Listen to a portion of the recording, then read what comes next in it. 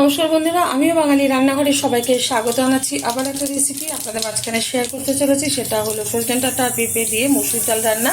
তাহলে চলুন দেখে না যাক আজকের রেসিপি। ওভেনে একটা কড়াই বসিয়ে তাতে দিয়ে কিছুটা পরিমাণে তেলটা গরম হয়ে যাওয়ার পর দিয়ে দিলাম এতে কালো জিরে ফোড়ন, তারপরে দিয়ে দিলাম পেঁপে আর সজনে ডাঁটা দিয়ে রাখা। এবার সুন্দরভাবে একটু নেড়ে চেড়ে নেব। একটু ভীষণ গরম পড়েছে, আর গরমে একটু শরীরের পক্ষে ভীষণ উপকার এই দুটো জিনিসই, পেঁপে আর সজনে ডাঁটা শরীরকে ঠান্ডা রাখে।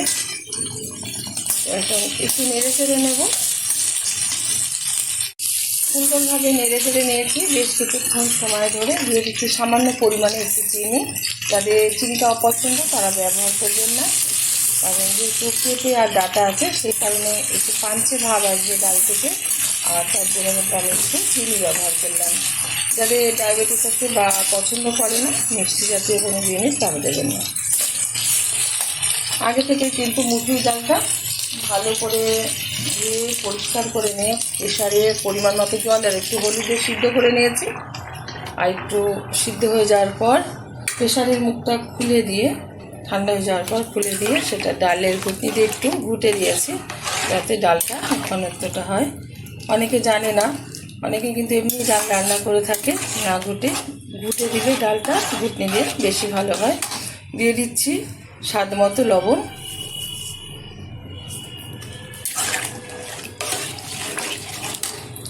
দিয়ে দেবো কুচিয়ে রাখা ধনেপাতা আর দুটো কাঁচা লঙ্কা।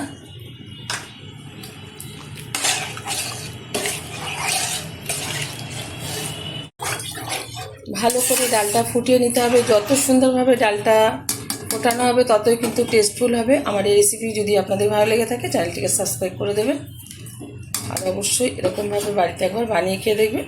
গরম গরম ভাতের সাথে, ডাল ভাতের সাথে একটু গন্ধরাজ লেবু আরও ভালো লাগবে। ফোটার অপেক্ষা ঢাকলাম না, ঢাকনা ছাড়াই ডালটা রান্না করে নিচ্ছি। ডালটা কিন্তু খুব সুন্দরভাবে হাই আছে, আমি ফুটিয়ে নিয়েছি 5 মিনিট মতো। আর পেঁপে আর ডাঁটাটা খুব সুন্দরভাবে সিদ্ধ হয়ে গেছে। এর থেকে আর ঘন করব না, নামিয়ে নেব, ঢেলে দেবো একটা পাত্রে। দেখা হবে পরের ভিডিওতে নতুন কোনো রেসিপি নিয়ে। ধন্যবাদ।